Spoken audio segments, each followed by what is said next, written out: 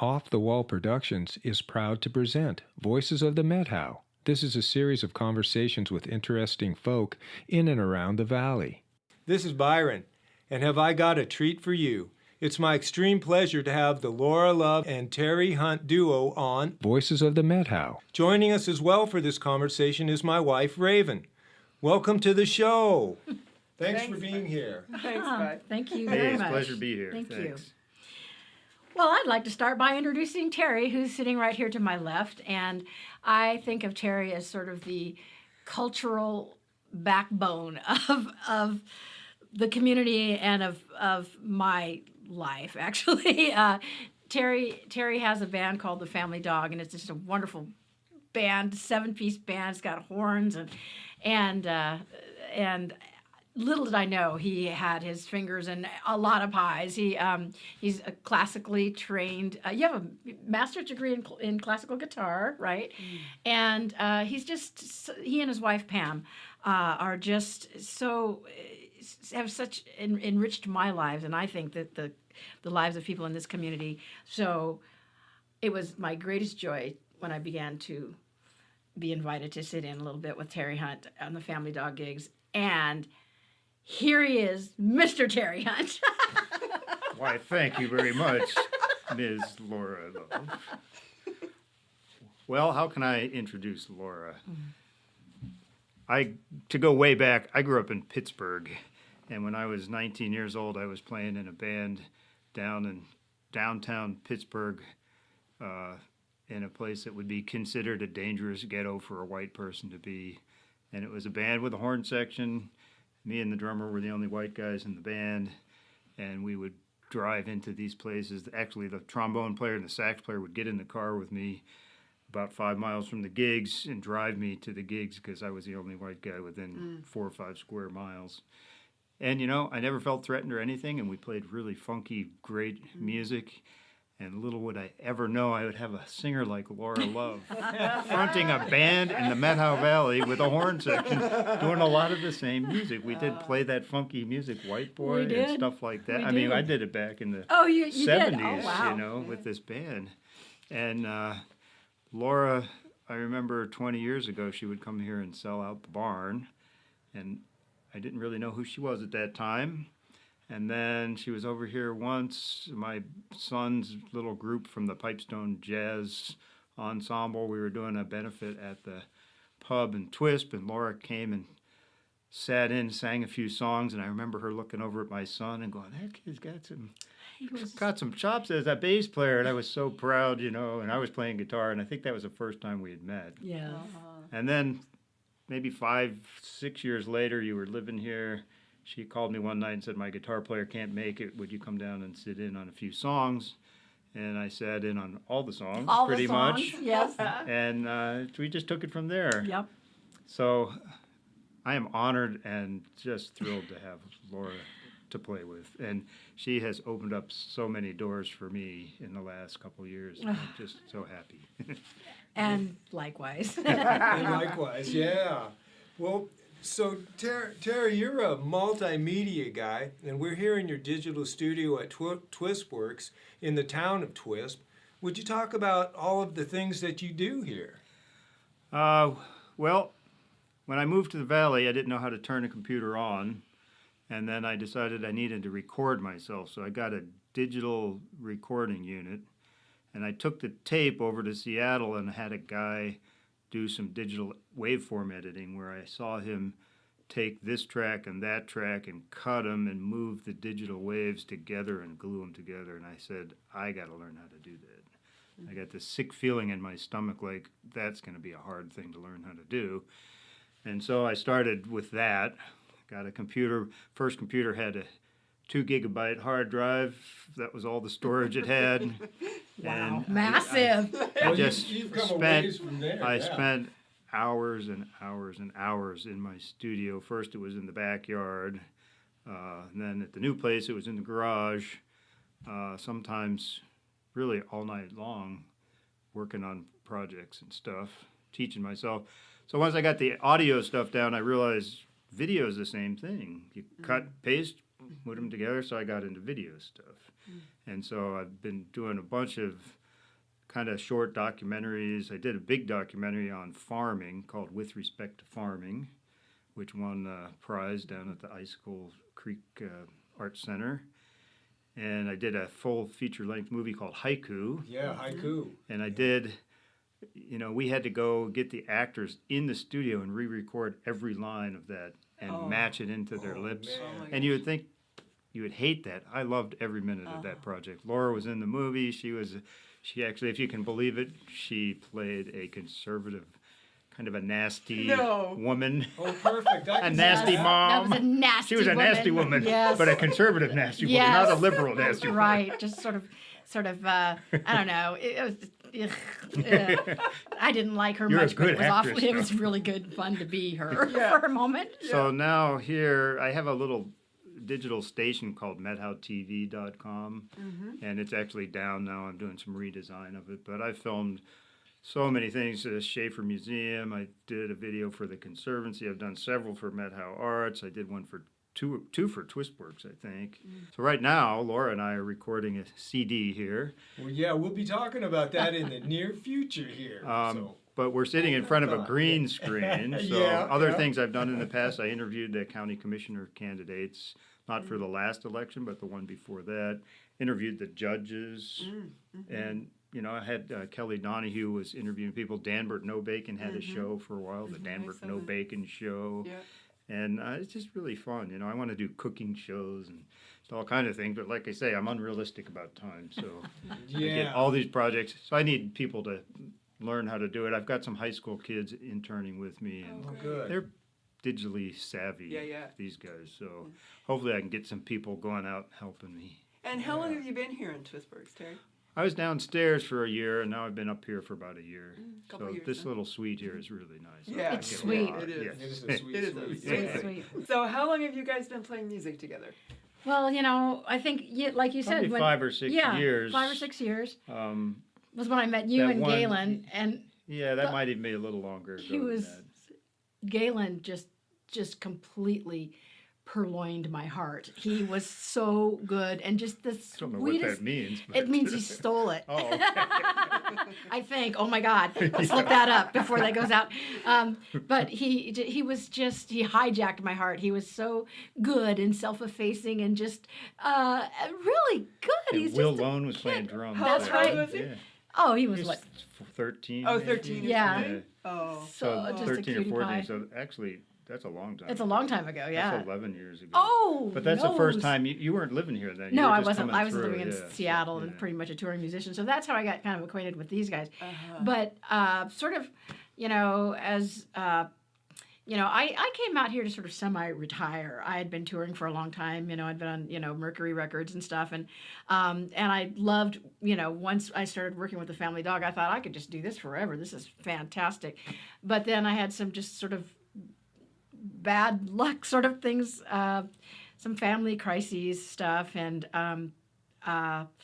I was put into a position where I sort of had to get out and tour again and start thinking about making a living. I was assaulted a few years ago, and I ended up after that just basically as I said, staying under the bed, and then kind of through Terry's and the Family Dogs reaching out to me and keeping me tethered to the world, I started to think about, well, now I'm going to have to start kind of maybe doing some more of my gigs, so to have as many performances as possible.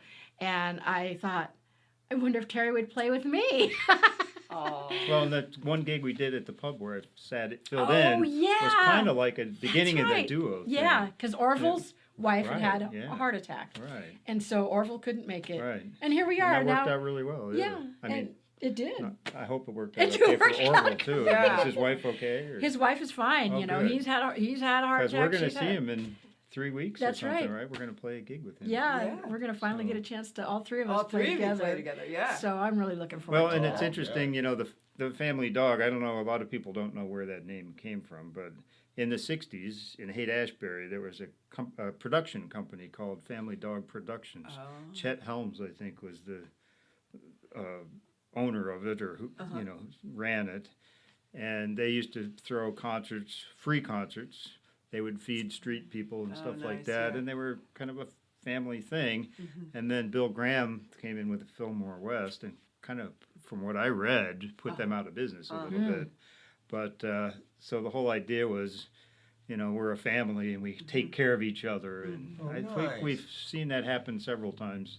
That's in been the band. so true. Yeah. Everyone has just been so kind. I just feel like they're all my If you brothers. need a place to stay, you got a place to stay. If you need some money, the band will give you a little bit of money. If you know, Yeah. if You need help moving. yeah, So you're kind of a socialist band.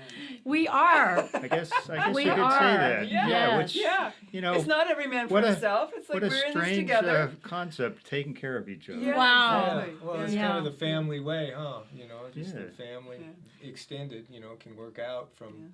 Right. You know, because, bad things happen to good people sometimes, and every one of us needs help at some point. And I know I have my 6 brothers in the family dog that are always there for me, and I jump at the chance whenever I can do anything for them. It's kind of been more them helping me, but it's such a loving Well, environment. you've raised the level of the band a lot. So There you go. man, the stuff we're playing. I mean, who has ever run into a singer who can sing James Brown and Aretha Franklin and Stevie Wonder the way she does? I It's mean, been a dream the come band true. has really grown since you joined Oh, us. well, I thank you. It's a dream come true getting to sing these songs because I grew up with them. But I was always doing my originals in these, festivals and the folk music scene and everything. And I would try to, I would sneak some cover tunes in now and then. But really, there are some songs I just wanted to do so badly. And being in Family Dog has really broadened my horizons. I was afraid to sing the jazz songs. I didn't think I could pull them off. And I told Terry, I said, I've never even heard those chords. The first few rehearsals we had, I asked him to find my note in those chords. I said, could you just play the note I come in on? I think I still do that sometimes. And I said, can you play the melody? Because those aren't folk chords. I know as much. Yeah. I know enough to know that. Yeah. Jazz is very different. Very different. Yeah, And they were all kind and gentle to me. And I never played my songs the same way twice. And with horns, you sort of have to keep to an arrangement. Yeah. And so, We try. yeah, they are so patient with me when I veer off course and drive, Add an extra verse. add at an the extra end or verse, something, or sing whatever. one Kind verse of reel twice. you in once in a while. Yeah. Well, that brings me, Terry, in my last conversation with Laura, she spoke about being in kind of a rut, and I believe she said you literally dragged her by her ankles and pulled her out from under her bed. Now, I think she was half joking about that. I didn't really do that. Yeah, But I- can you kind of fill it out? Yeah. I did pull her guitar out from under the bed and start playing it on songs she had just written. And I think maybe she called one day and said, I just wrote a bunch of songs. You want to come up and check them out, And she was living in this pack rat infested little shack that was really not very nice. It was depressing. And I got up there and she said, here's a song I wrote, here's a song I wrote, here's how I did it on the guitar. And then she just recorded them on a cell phone and then put them on the internet, and like 25,000 people watched it in a couple of days. And the arrangements we did that day, we're still doing them on the CD that we're recording now. A lot of the same licks and stuff, Yeah, but it sounds a lot better when you play them. Well, and it's not recorded on a cell phone either, but...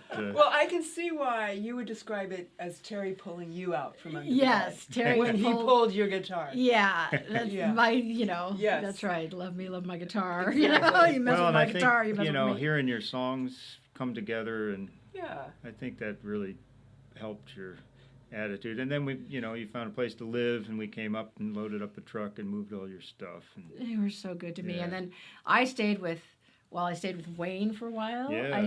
I don't think I ever stayed with you guys. No. we offered, but you never took us. Oh, up that's on right. That's right. Yeah, because we have I have cats and you have cats, and I didn't Yeah. want them to have to. Right. Yeah. No said. Yeah.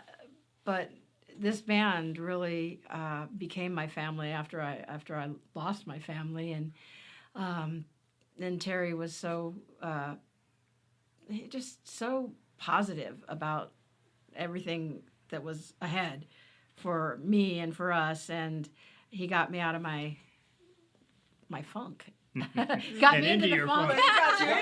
Yeah, exactly. Laura, in a previous conversation we had, you described your friendship and love for someone with opposing political views.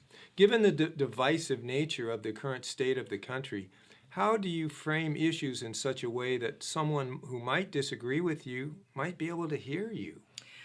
Well, I try to begin by thinking about how much I love this person. And, I just think the men in the Methow Valley are a special group of people.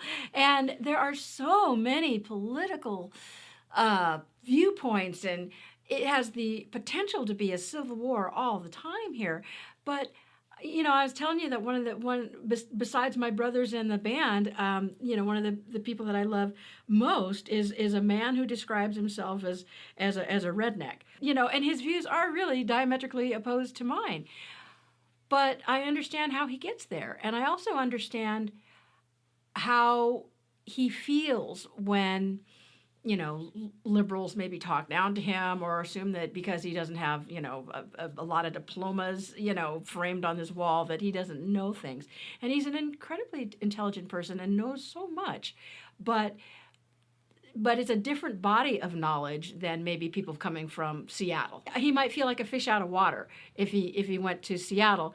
But I feel like fish out of water. Me too. Well, so basically, backing up just a little bit, kind of like we did with the previous conversation. Yeah. So there's a different lens that you have that the lens of love, for example. Right. That you can. Right. And just think of all the people in your own family whose views you don't agree with. But, oh, man. And sometimes it's tough. Sometimes the holidays you have to have a gag order about certain things. We're not going to talk about, the administration. We're not going to talk about religion. We're not going to talk about politics, whatever. But just uppermost in my mind is the fact that I would do anything for this person and he would do anything for me. And I remember that. And I tell you what, if I was stranded in the mountains and, was like looking forward to having a Donner Party experience, or dying, in a drift in the snow. This guy is the one I want to run into. I don't want somebody with a degree on the wall. Theoretically, how we're going to solve this problem. I don't want to die with that guy. Right. I think that's an important thing is finding something in somebody that you respect. Right. And I'll tell you, guys that are good with chainsaws, there are just sometimes that's who you want around. That's who you want. I was driving up to Sun Mountain many years ago to do a gig, and a big windstorm had come through and blew down a tree across Highway 20, and 3 people had chainsaws. They got out, cut the tree up. Within 5 minutes, traffic was running again. Right. It's like, right. Wow, you wouldn't see that on I-5 in Seattle. You wouldn't see that in Seattle. That's right. So there are certain skills that, you try to cut down a little tree at your house, and you realize these guys who cut, log for a living are really skillful and strong, and what they do, it's not their fault that somebody told them to cut down all the trees. Right. Or whatever, and you got to respect how hard they work, because they're really hard-working people. Really hard-working and so good-hearted. if we could all find something to respect in our enemies, or not enemies, but just somebody who thinks so much different, and if they could find something to respect in us, right, we would all get along a lot better. Yeah. And once you start to get along, you find you have a lot in common. Yeah. Like, we're all human, and we live on this tiny little speck of dust floating around in the universe. Yeah, we want good things for our kids, and a lot of the loggers and ranchers around here, eventually they have kids that get married, and I want them to call us and think that we could all have a great time, because this music is the soundtrack of all of our lives. And so let's start with that common love and just build from there. Well put. Well put. Well, Terry, let me ask you this. Does activism play a role in your music and other projects? And if so, how? I wouldn't call it activism. For one thing, I'm pretty high profile in the community, so I'm really careful to kind of keep my opinions to myself and to not do anything that one of my students' parents may decide. I mean, it's a really I don't want to say a volatile situation nowadays, but I mean, if people find out you meditate, they might decide that you're into Satan or something or whatever. You just don't know. Well, I'm glad you're saying that. Yeah. So I try to keep anything that might be considered activism to myself in some ways, but I do like to use my media skills to promote things that I believe in a kind of a non-aggressive or a not in your face kind of a way. So one of the projects I'm doing now, I just finished one on Bruce Morrison, who's a local artist. And he talks about how he lived in Mexico and he sculpts and he's really connected to nature. And the last thing he says is teaching children is what really makes his heart sing or something like that. So in my sense, that's activism, me promoting but it's a subtle activism. And then I started a video on the Classroom in Bloom, which to me is a great thing, and it speaks volumes about the directions we should all be going in our country and what we do. So by making this video and making it available to everybody, it promotes the fact that good organic food grown by kids and eaten in a school cafeteria is a lot better than McDonald's for lunch in the school cafeteria with a Coke and fries or whatever. So that's how I do activism, I think, is I don't want to offend anybody. I just want to give people information that is hard for anybody to argue with. And it might just turn people's views around a little bit. I mean, a little bit goes a long ways, I think. So. Well, nice answer to that question. Well, thanks. Sure. And maybe you've already answered this one, but I've heard from different sources that when a person is given facts that go against their personal beliefs, that they dig their heels into those beliefs even further. Do either of you see a way out of that or through that? Well, I certainly have been guilty of doing that myself, and I'm sort of an activist, and I'm sort of a loudmouth liberal, and I'll, I'm so left. I just, you're on the other side of yourself. Yeah, I'm on the other side of myself, but I also love to listen to other people's points of view because the things I know nothing about are so interesting, like. What are you going to find if you go up in the woods? What are you going to find? Is there going to be bug killers? Is it going to be different than it was 20 years ago? Is the fire activity different? What is your, so there's so much I can learn just by listening, and like it's been said, the good Lord gave you two ears and one mouth. And though I'm talking a lot right now, I try to listen to people who really have different viewpoints and once I find something I really like about them, and it could be something like, I like the way that guy makes coffee, sure, or I like the way the woman talks to her kids, and then once we at that, we can go, I can listen, and so it's kind of nice because Terry is so diplomatic, and I really appreciate that too, because it's kind of, if you're looking for honey, don't kick the hive, and he's very good about weaving that, finding that line and walking that tightrope. And well, you talk about digging your heels in and your beliefs and stuff. Yeah. I just know my beliefs are right. You don't need to talk about it. I don't have a problem with that. Yeah, so you're so right, you're left. So once everybody gets on board with that, yeah. No, you just stay planted where you are. You don't have to dig your heels in. Everybody else has to. Well, but in a sense, I'm joking, obviously. But in a sense, some of the bigger issues that I've thought about since I was 6 years old, I do pretty solidly believe that my views are on the correct side of right and wrong. And, some of those views, and I think some of the people we talk about here who maybe don't share environmental views, they didn't grow up in Pittsburgh. They didn't grow up breathing sulfur dioxide that almost killed them. I had asthma when I was a kid, and I almost died from it several times. And nobody seemed to be able to figure out why I had it. But then again, when the air smells like rotten eggs and both your parents smoke cigarettes, so not smoking, that's a belief that I firmly believe in. I started smoking when I was really young, and I quit. It's the best thing I ever did. that's a belief that I firmly hold, is you shouldn't smoke cigarettes if you want to be healthy and live long, right? Seeing entire neighborhoods where I grew up, which used to be woods, build up into, wall-to-wall houses.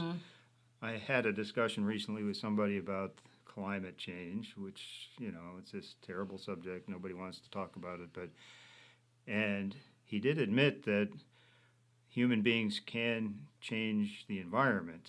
And I used as an example Manhattan. 300 years ago, it was this beautiful, lush forested island, and now it's wall-to-wall concrete. It was human beings who did that. It wasn't anybody else. So in a sense, you have to admit human beings can change the environment. Well, the climate is part of the environment, so it's a very simple thing. So discussions like that, my heels are dug in pretty hard, but I do feel like there's a way to bring people along without insulting them or making them feel stupid, or like because they spent time in the woods rather than reading about the woods, that they don't know. Well, anything, around here, there's still a lot of woods. It's still dark at night. It's still quiet. But when this turns into Seattle, people might have a different idea about that, and it could happen. I mean, I'm not worried about it happening, but Seattle was also a green forested place 150 years ago. Right. So Terry, would you say that it's correct to say you've been an environmentalist all your life then? I don't like to label myself. Yeah. I mean, when I moved here, I was an environmentalist, but now I know you have to cut trees down sometimes. Yeah. Well, okay. And what is an environmentalist? And what is an environmentalist? Because who says an environmentalist can't go, okay, this tree needs to be taken out? Right. There's... And if you look at loggers... Well, I did have an unrealistic view of environmentalism when I moved here. I was reading all the books that, that everybody was reading, and I still read Wendell Berry and, William Stafford and stuff like that. I write music to their poems, actually. But when you move here and you realize those trees next to the house have to go because they're going to burn the house down someday. Right. Yeah. And I really don't want to do that, but it's just practical. Yeah. Those people that are making a living in the woods, they work really hard. Really hard. And they're making a living in the woods, Right. and that's what they do, and that's what they've done for generations. We just need to figure out how to do it in a sensible way so that... Well, and the idea to me that every tree is sacred is a lot like the sort of the Christian ideal that every sperm is sacred. It's just not Here we gonna, go. it doesn't really work. And so me, I'm an environmentalist in many, in the sense that I want to do the best thing for the woods and for the natural, our natural environment. But loggers do too. A lot of them do too. They want to, and so I think, I was thinking, isn't it funny that, a lot of conservationists, environmentalists, and I would count myself among them, said, well, we got to put these irrigation ditches in these tubes, right? Because we're wasting so much water because all these, And now all the trees die. And then all the trees die. Yeah. So environmentalists have to make decisions Yeah. about trees having to die too. And it's just, so we have to all realize we all want what's best. We all want to make a living in virtuous ways.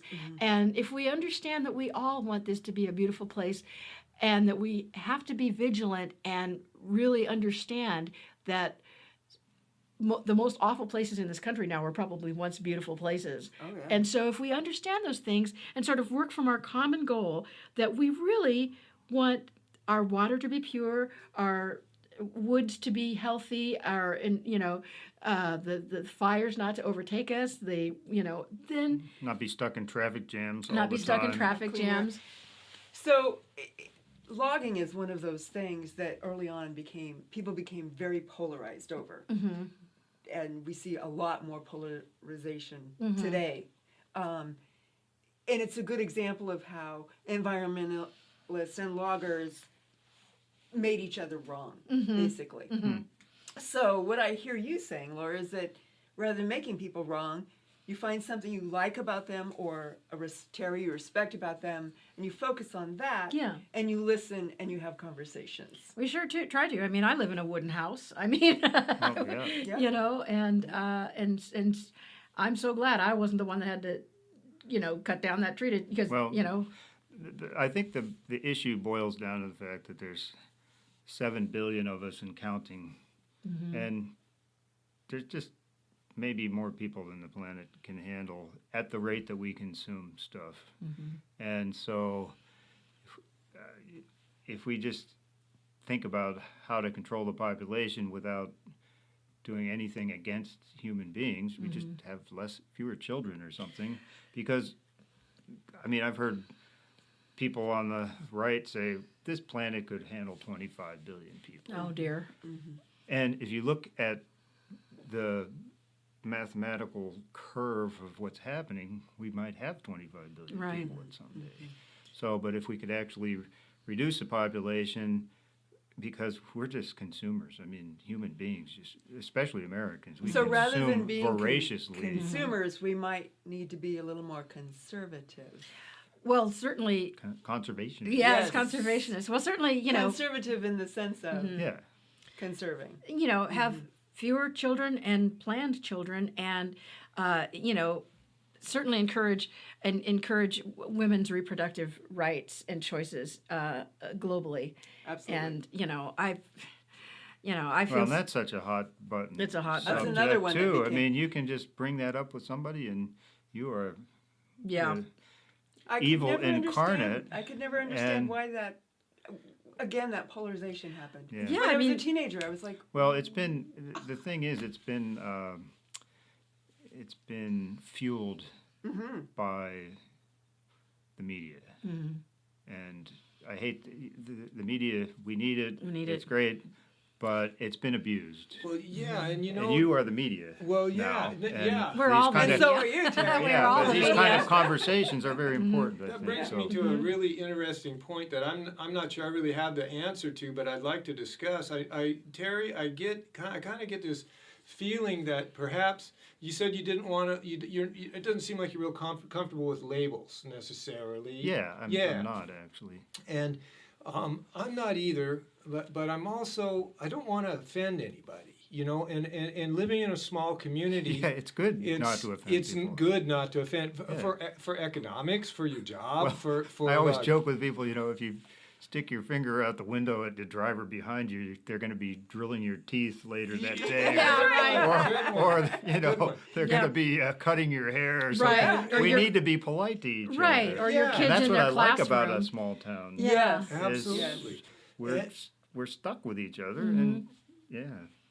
That's right, and on the other end of that, because I don't like to offend anybody, and that's a challenge I have with even doing a show. You know, is like there's going to be times where I'm imagining I'm going to be offending someone. You know, and I struggle with that. But also on the flip side of that, I have a need within me to speak my core values. So there's always a trade-off. There's a teeter-totter going for me. How about you?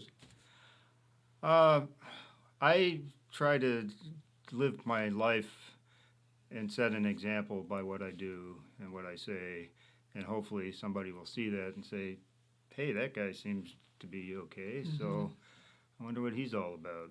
And Lead from example? yeah, and that's pretty much what I do. So that's one reason I keep a lot of my opinions to myself, because it's hard to set an example for somebody who doesn't share those opinions. But if they just see what you do and they don't label you an environmentalist, because labels are awful. Or a redneck It's or like, law there you or are. whatever. Yep, you are an environmentalist, so therefore I can't like you. Right. Right, Well- right. I care about the environment. Can you like me then? Yes. Because they do too. You're an 'cause they do too, environmentalist? yeah. Well, now I don't like you because I Right. don't like that Right. word. Yeah. Yeah. So labels can be really bad. So Yeah. I try to avoid Absolutely, yeah. labels. And then, you know, as far as beliefs and changing beliefs, things with me are kind of fluid in a way. Like I say, I've really changed my views since living here. I was so opposed to computers when I moved here. I had a friend whose wife was into computers back in the day when they didn't really do anything. Right. And I read a essay by Wendell Berry about computers, and he was really down on them. He said, all I need to write is a pencil and a piece of paper. Yeah. So I was talking to her, and we got in a heated discussion. I said, computers are going to be the downfall of Western civilization, which I still believe. Yeah, no, that's been true. That's still been true. But you know, now I'm surrounded by it, Right. and I spend all this time. But they do a heck of a lot more than they did when we had this discussion. Right. It's like Yeah. you can't do the stuff I do with a piece of paper and a Yeah. pencil. Yeah, That's right. So, but I get your drift. so I've totally Yeah. changed my views on that. I still see that if there's something wrong with them, there's not Yeah. a good thing. But if you use it for good, then Yeah. And you can just, sometimes I go into social situations here where I can look and see, well, these aren't my people necessarily.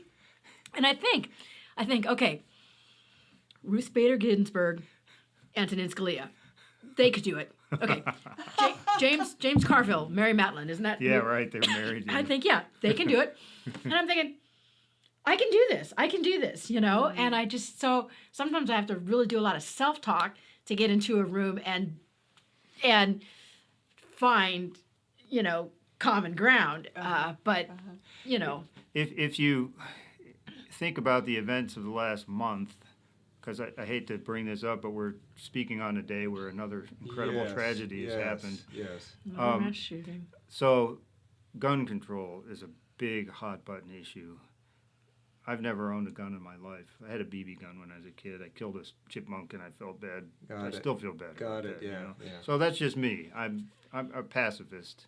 Growing up during the Vietnam War, I had, by the time I was 19, I had 2 brothers and a father die, So at a very early age, I just really appreciated human life and the value of that. And so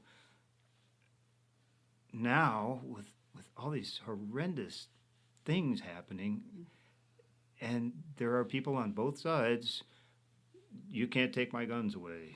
Well, we're not talking about all guns. We're talking about these automatic weapons that can kill 50 people in 3 minutes or something. And the most right? extreme killing machines. And I don't even think most gun rights, Second Amendment advocates have these type of guns. I think But every time the shooting extreme- happens and they think they're going to be illegal, they sell out more. overnight. So And honestly, I feel like people are so afraid.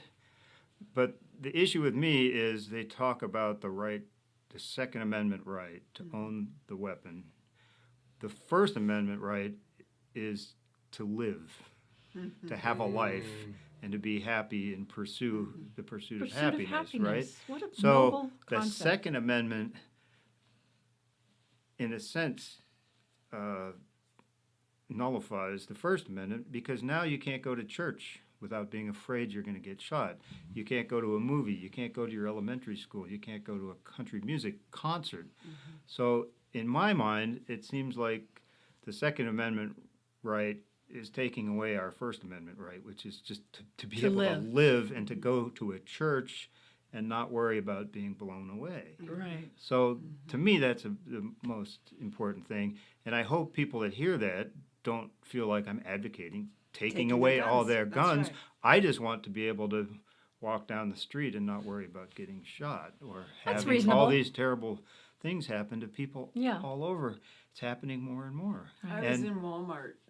Walmart sorry. just had a shooting Sorry too. to I admit forgot that, but all I was about in that. Walmart, and I was in there. I can't remember what I was. Anyways, I was buying my grandson clothes because I don't know where to go buy him clothes. Right. So, but I could not wait to get out of there. I know. It's a I- pretty, For a multitude of reasons, but what crossed my mind was people with guns come to places like this to kill people. I know. And Well, that's when I was kind of a new thing, It's but a new thing, but what's it, a week old? it's- When did that? well, Just a few days ago, Well, right? I think it's really something because I was watching MSNBC and there are all these people in this church saying, "Oh my gosh, we just never thought it could happen here in our community. We never thought it could happen here in our town."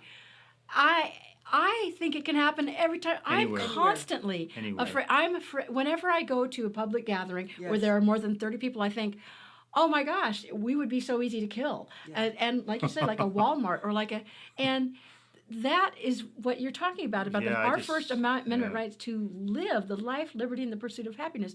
And the answer is not to have every 7-year-old have an assault rifle, or every person in the church, or every teacher. That's just crazy. That's just crazy talk. And so, and the thing that, when do people stop saying, I never thought it could happen here? Yeah. Because it's obvious it can happen anywhere, everywhere. At any time. At church, Yeah.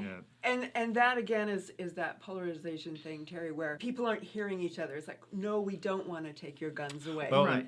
We want reasonable gun Well, control. the funny and thing guns. is, every Reasonable time guns, yeah. every time it's a person with the last name of Muhammad or something like that, it becomes this huge terrorist. We need Terrorist. but every time it's a white guy, Right. Oh, he was troubled. we don't really talk about it that Yeah. much. Or he was and troubled, And they Having, certainly having don't to be a recognize white that.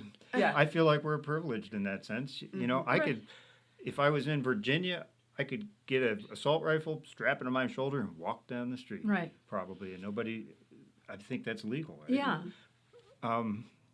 Yeah. The most of these things are happening with disturbed Yeah. white young men It is. It's true. And sometimes older. and older. Yeah, right. But it's so Like weird in because Vegas, there right. was Yeah, older he guy, was older. but- you see these, the mainstream media doing these painful analyses, trying to find out what troubled these people so much. Like in the Terrorism case of, is an easy answer. It's Well- like it was terrorism. well, but but Thank you're goodness of we can color. explain it. if you're Yes, of color, If you're you're a of color, terrorist. yeah. But But as if you're white white, people, they no. try to, why? Right. What would make this person, be so radicalized? Yeah. And it's like that's exactly what we should be asking, for the Muslims. Like if we have a, what they call terrorists, they're all terrorist event. They're all terrorists. Right.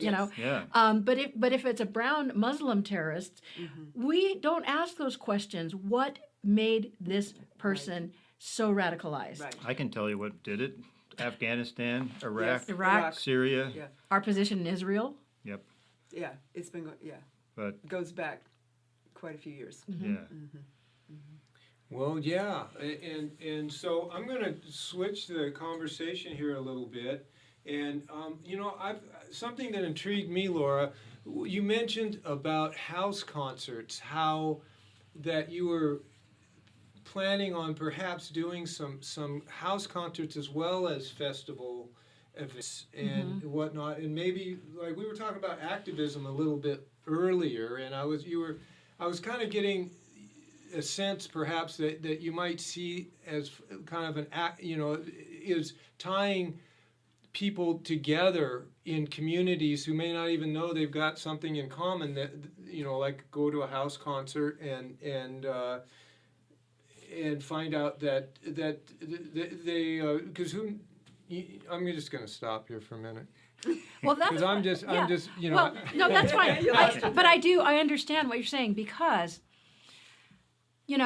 when I came to this community and the first time I heard that there was a forgiveness and reconciliation gathering in the park in Twisp with the Indians, the two rivers. Yeah. And if those Indians can forgive what was done to them and sit in the communities where white people control their land, where they are assigned to reservations, where they are castigated as weak people, as bad people, because they have not integrated well into the European way of thinking or European religions or whatever. And so, but they come together and they forgive us. They forgive us. And I saw that and I thought, so how hard is it going to be for us to forgive each other for having different viewpoints or for maybe hurting, saying things that offended the other, whether intentionally or unintentionally. It's not that we have meltdowns, it's how we recover. And the forgiveness and the forgiveness and kindness, that's the only way forward is, and we're going to hurt each other's feelings sometimes. We're going to say things that the others find offensive. But intent has a lot to do with how we recover, and the intent for what is. Some people would be incredibly offended to hear that, I don't think that every tree is sacred. I don't think that every sperm is sacred. That's an offensive sentence to some people, let alone the thought. Yeah. And I'm not trying to offend. What I'm trying to say is, we have differing points of view, but if we can hear each other and listen and try not to offend simply for the sake of offending, I think we can kind of move forward. In other words, that we might find that we have a lot more in common than we have, Differences. Yeah. Exactly. Differences. Yeah, that's the word. Differences. Yeah. More sames than differences. It sounds like you guys are going to be maybe doing house concerts as well as the festival, the bigger venues. Yeah, I think that house concerts kind of are a form of the revolution, because we go into these communities and we, are driving in and thinking, oh, gee, or we think, oh, these are going to be our people, and then sometimes you find out they're clashing ideologies right there in the concert, and the 20 or 30 or 40, 50, 60 people, and so the house concerts I think are as important as the big festivals, because the big festivals have you're reaching a lot of people, and that's really great, but you're not really having a conversation with a lot of people. And when we do house concerts, we're having conversations, and one of the things that I've kind of said, I've had a tough few years, and there was the assault a few years ago, and then my sister took her own life in March, and I realized how sad that was, and how I didn't know if I could just keep going. Well, when we go to these house concerts, it's amazing how many people say they've lost a sibling to suicide, or a parent, and you couldn't look at that person and know that they seem like joy-filled people, or they've somehow managed, or lost a child, an adult child or a teenager to suicide, and so you realize we all have these horrific things that can happen to us. But the house concerts are a way to talk to individual people about their own lives, and realize how similar, regardless of our views, the American experience is. Well put. So it's a way to connect. Yeah. Person to person. Yeah. In a small venue. Yeah. Yeah. Well, you've got a new album coming out. Can you tell us about it, and when will it be available? Go ahead, Terry. Well, as soon as we finish this interview, we're going to do some more tracks. Okay, We better stop soon. We hope that within the next 2 weeks it'll be finished being recorded, and then off to be duplicated. Hopefully we can master it here. It started out, it was going to be 3 or 4 songs.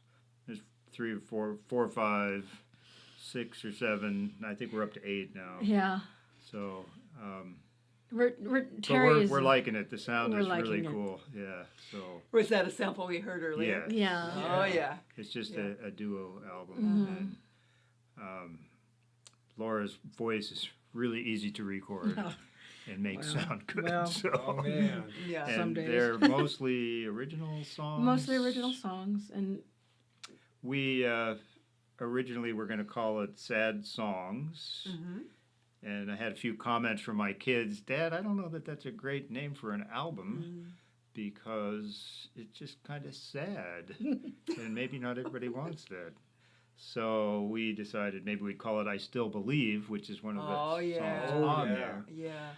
And then I just went away for a while and had a lot of time to think doing something. And there's a song called by a Renaissance composer named John Dowland, or John Dooland, I heard it was pronounced, and it's called When Laura Smiles. And so I called Laura and said, what if we called the album When Lisa Smiles? That was her sister's name. Oh. And it seems like that's our title now. Yeah. She liked it a lot. I just started crying, and I just thought, and it's an interesting thing, because it was really it started out me trying to sort of heal the songs I wrote from the assault. And so I had those songs. That happened. And then when Lisa killed herself, I just thought, oh my God. So I really switched directions in my songwriting. So my sister had the most beautiful smile in the world, and her life was so much different from mine because she was darker black-skinned. We have the same mother and father. She had kinky hair, dark skin, very visibly black. And the insult that she lived with every single day, the racism that I was largely spared, because unless we were together, our facial features are pretty similar, but unless we were together, people thought I was white. And I think eventually it was racism and classism and mental illness that killed her. And so And just different prescription medications. different and stuff that prescription she was medications, on, big pharma, that she was Yeah. on. She was on a lot of antidepressants that, like were one of the main side effects is Depression. yes, depression and suicide ideation. Yeah. And that's not an acceptable side effect. And so it's an interesting album because there's this focus on Lisa and her beautiful smile and everything she imparted to me and how she was just the example of all good things. And there's also the sadness of having, been assaulted and sort of lost my family and stuff. But Terry is the glue. He just has put these beautiful guitar licks that just draw you in, and he's just talking with the guitar. And it's a conversation. And so we're very much looking forward to When Lisa Smiles. You're not the only one. Yeah. I'm sure there's a few others Oh, her out smile's waiting beautiful. to hear this as well. Yeah. We have to get it done. We have to get it done. Yeah, we got to get it Yep. done. Well, speaking of getting it done, is there anything that we've perhaps missed or anything else you'd like to add to this conversation? Nothing other than I just want to thank this community and the people in it for being so kind. I don't know that I could have survived these years if I hadn't been living here in the Methow. Seattle is a big city, and I loved living in Seattle, but the people here, they just help. They really care about you, and I really care about them. And so, thanks everybody. Yeah. I'd just like to say, too, I think this is it's great to just get together and talk about stuff like this. And a thought I've been having in my mind is to get people from the other points of view together in a safe place like this, maybe even on video, What a good and idea. just Yeah. talk about things with some ground rules, like we respect each other. Well, kind of like you were And saying, we're maybe, careful with each other so that we can maybe find our common grounds rather than find all those places where we disagree on everything. I've wanted to do that for a long time, yeah, Terry. well, then we should do that here. Well, Yeah. there you go. Okay, Maybe- cool. Yeah. All right. Yeah, let's do it. To be continued here. So, would you be willing to do a song for us? I mean, maybe not right now, but How about if okay. we could we give them a sample cut of one of the ones we Yeah. worked on? So Yeah. we'll just send you That an would be MP3. great. Okay, thanks. And Yeah. well, thanks so much for having this conversation. We wish you all the best in this musical adventure that you're both in. This is Byron, Terry. Laura. Raven! and saying so, So long, long for for now, and keep it on the root. KTRT 97.5 Winthrop. That's great. That's fun. Laura and Terry have released their new album, She Loved Red. You can buy it at bandcamp.com. And check out Laura's website, lauralovemusic.com, to stay current with what they've got going on. You've been listening to Voices of the Methow, an Off the Wall production. Until next time, thanks for listening.